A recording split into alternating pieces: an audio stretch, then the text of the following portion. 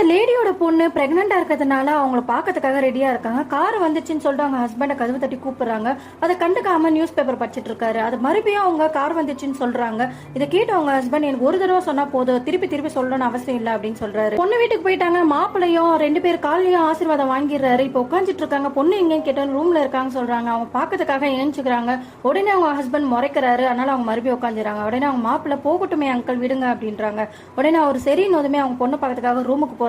ரூம்ல அவங்க பொண்ணு இல்ல, பார்த்தா ரெஸ்ட் ரூம்ல இருக்காங்க. சரின்னு சொல்லி வெயிட் பண்ணிட்டு இருக்கும்போது அவங்க ஒரு மேக்கப் கிட்ட பாக்குறாங்க. அதை பார்த்ததுமே அவங்களுக்கு பழைய ஞாபகம் வந்தது. அவங்களுக்கு கல்யாணம் ஆன புதுசுல அவங்க ஹஸ்பண்ட் அவங்களை கொடுமைப்படுத்தி காயமாயிருக்கு. அவங்களோட அப்பா அம்மா கிட்ட சொல்லும் போது இதெல்லாம் கல்யாண வாழ்க்கையில சகஜம் தான், இதெல்லாம் நம்ம பொறுத்துதான் வாழ்ந்தாங்கணும், உனக்குன்னு ஒரு குழந்தை இருக்கு, அவளுக்காக வாழ்க்கைய வாழ அப்படின்னு சொல்லவும் அவங்க வேற வழி இல்லாம அந்த காயங்களை மறைக்கிறதுக்காக அவங்க மேக்கப் கிட் யூஸ் பண்ணிருப்பாங்க. இதை பார்த்ததுமே அவங்களுக்கு அந்த ஞாபகம் வருது. இப்போ அவங்க பொண்ணு ரெஸ்ட் ரூம்ல இருந்து வெளியே வராங்க.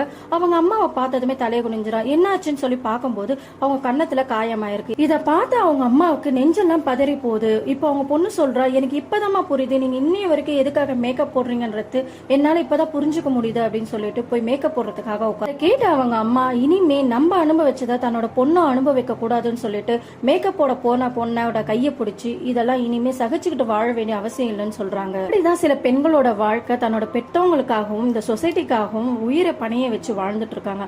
அப்படி ஒரு வாழ்க்கையை வாழணுன்றது எந்த அவசியமும் இல்லை. தனியாகவும் ஒரு பெண்ணால வாழ முடியும்.